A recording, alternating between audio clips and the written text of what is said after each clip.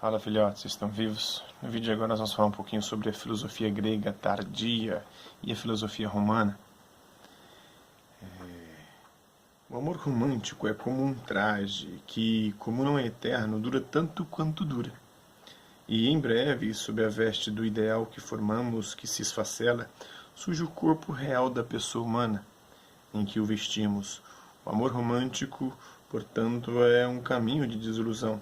Só não é quando a desilusão, aceite desde o princípio, decide variar de ideal constantemente, tecer constantemente nas oficinas da alma novos trajes, com que constantemente se renova o aspecto da criatura por eles vestida.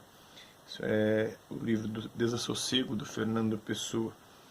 Então, uma miniatura que representa a batalha de Alexandre Magno contra ou com os persas, que representa aí a filosofia grega tardia do helenismo e depois a influência que a filosofia vai exercer sobre o pensamento filosófico romano. Vamos falar sobre as crises e rupturas do mundo antigo. Após a morte de Alexandre o Grande, a cultura da cidade-estado grega conquistou a cultura oriental e tomou seu lugar quando os habitantes das novas e antigas cidades-estados tornaram-se a classe dominante no leste. A civilização grega floresceu então mais exuberante do que nunca, pois a atividade criadora da aristocracia intelectual grega encontrou um campo mais amplo com a expansão do número de suas cidades. Lembrando que Alexandre o Grande ele teve como professor, como preceptor, o Aristóteles, e era a tradição entre os gregos a paideia, a educação integral, onde o professor ensinava não só a mitologia, ensinava também filosofia, política, ética, ensinava ginástica, que vem do grego gímenos, que quer dizer nu, ou seja, eles faziam atividade física pelados, nus, e também o professor iniciava sexualmente o aluno. Então, provavelmente, quem iniciou sexualmente Alexandre o Grande foi Aristóteles, e por isso criou-se um dilema em relação à figura de Alexandre o Grande. É grande por quê? Grande porque ele conquistou um grande império, grande porque ele tinha uma alta estatura, ou grande porque ele gostava de um grande. E sabe-se que ele teve vários namorados, apesar de que teve filhos também. Então a cidade-estado grega perdeu finalmente a sua liberdade quando a Grécia foi conquistada pelos romanos. Conquista precedida de um longo período de anarquia política e social. Apesar de sua cultura superior, apesar de seus maravilhosos troféus intelectuais e artísticos, a Grécia tornou-se escrava dos homens que considerava bárbaros. Na confusão que precedeu a conquista romana e na apatia que a ela se seguiu, as principais vítimas foram os melhores espíritos, aqueles que ainda mantinham vivos os ideais de liberdade gregos. Lembrando que o ideal de liberdade grego não é o ideal de liberdade individualista que nós concebemos hoje. A liberdade para os gregos era tão completamente distinta da nossa liberdade. Eles nem tinham uma noção muito clara de liberdade, até porque tinham uma visão trágica das coisas, onde o destino era determinado pelas moiras, pelos deuses. Então passaram a duvidar da razão, seus ideais foram esmagados por seus próprios pés e mergulharam num materialismo vulgar, ou buscaram a salvação nas religiões místicas. Isso está na história de Roma do Rostov-Tsev.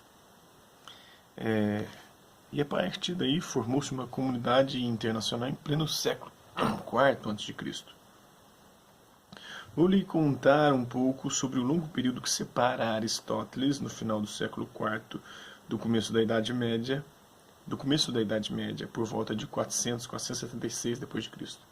Note que escrevemos antes e depois de Cristo, porque o cristianismo foi precisamente um dos fatores mais importantes desse período.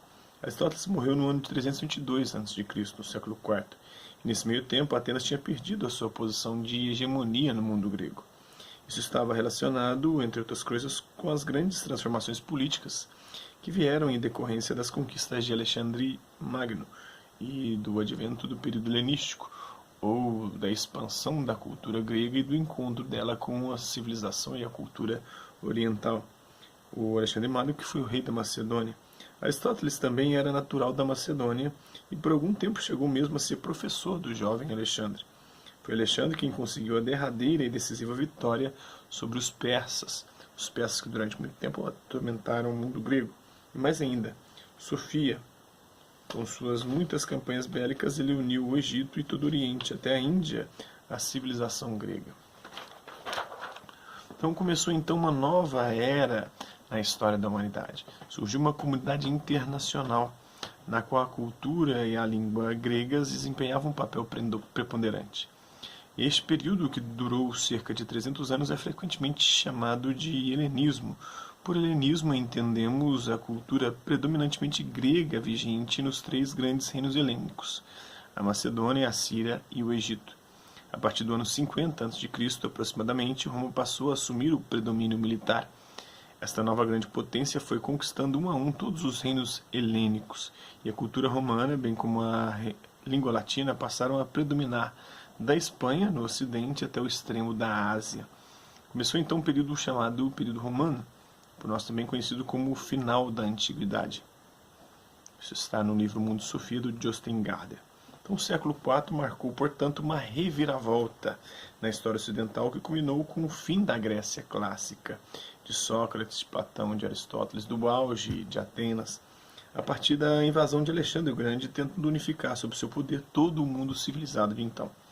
Nesse momento, a cultura oriental dos povos da Macedônia se mesclou à cultura dos gregos, numa profusão de religiões, crenças, línguas e filosofias, em direção a um ponto de encontro entre o Oriente e o Ocidente, anunciando o surgimento de uma nova visão de mundo e de uma nova cultura denominada helenismo.